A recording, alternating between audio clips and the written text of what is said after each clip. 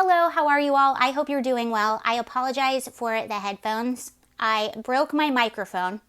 I'm getting a new one tomorrow. I can't stand listening to these without that. So I'm getting a new one tomorrow, but the good news is it's pink. So I'm very excited about that. Hopefully it comes tomorrow. Anywho, I know what you've all been wondering for some time now. Where's Nancy been? I miss her. You know, she's not Speaker of the House anymore. We don't get to see her on TV all the time.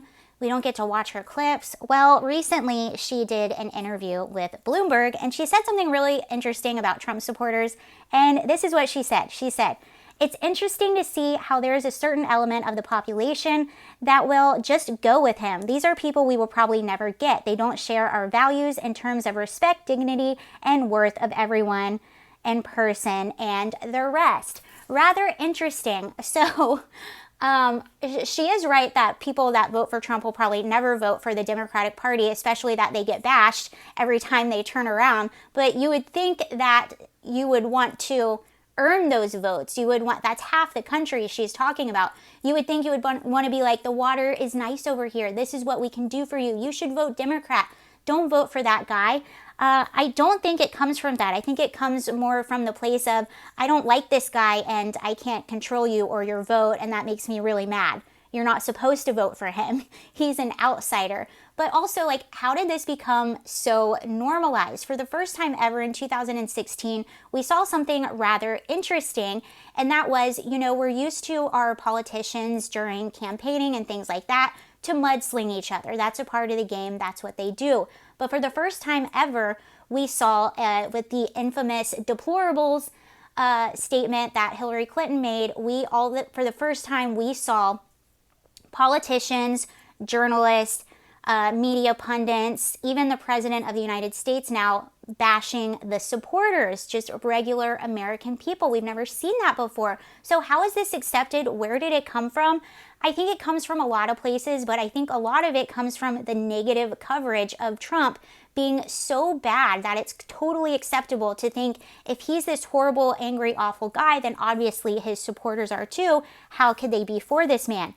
But how did we get there? Well, I've been reading this. I just started reading this last night. I've had it for a while, but it had something really interesting in it I want to share with you. Unfreedom of the Press by Mark Levin. When did this come out? I don't know. It's fairly... When did this come out? 2020? Oh, 2019 this came out. Okay. So, he's talking about the press and the current state of our press, especially, so what he's really looking at is the 2016 election and then the news coverage after the election. So he says, nearly 90% of internet publishing employees work in a county where Hillary Clinton won, and 75% of them work in a county she won by more than 30 percentage points. That's very high. When you add in the shrieking number of newspaper jobs, 72% of all publishing and newspaper employees work in a county that Clinton won. This means, of course, Clinton was the national media's candidate. The people who report, edit, produce, and publish news can't help being deeply affected by the environment around them. Given these various studies and analysis, are journalists none the able to put aside their progressive ideological mindset, political partisanship, and a relatively objective or impartial pursuit of the news? Well, let's see. May 18th, 2017, the Sorensen Center did a comprehensive analysis of the news coverage of the first 100 days of Trump's presidency, and they looked at 7 major broadcasting outlets: CBS, CNN, NBC, the New York Times, the Wall Street Journal, and the Washington Post, also Fox News.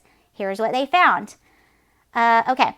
CNN and NBC's news coverage, or the most unrelenting negative stories about Trump, outpaced positive ones 13-1. Okay? CBS, 90% negative.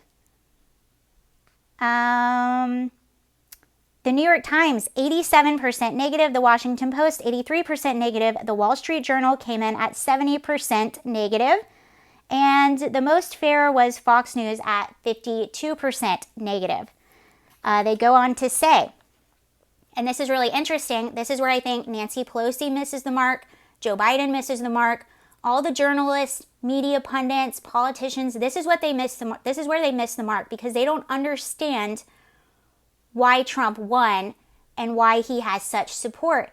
And I think about this now, and this is a big mistake given our inflation right now, the gas prices, okay?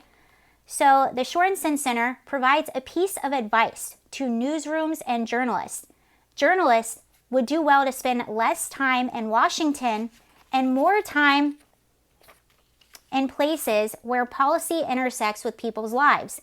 If they had done so during the presidential campaign, they would not have missed the story that keyed Trump's victory, the fading of the American dream for millions of ordinary people. I think that holds very true, and I think it's the same with our political class. And when you look at the connections of a lot of journalists and politicians, especially in the Democratic Party, you see a lot of overlapping. You see a lot of people that will go on to work for this administration or that administration or this administration.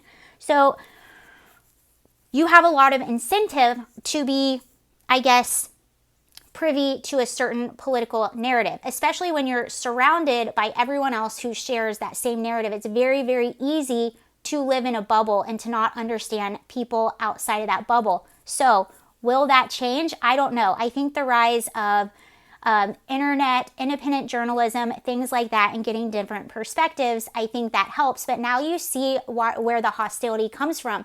You have the shrinking relevancy of newspapers. You also have them living in a bubble, having an incentive. So you see where this disdain for the general public and people that don't agree with you kind of comes from. Anyway, I just thought that was really interesting. I thought I would share that with you, and I'll see you later. Bye.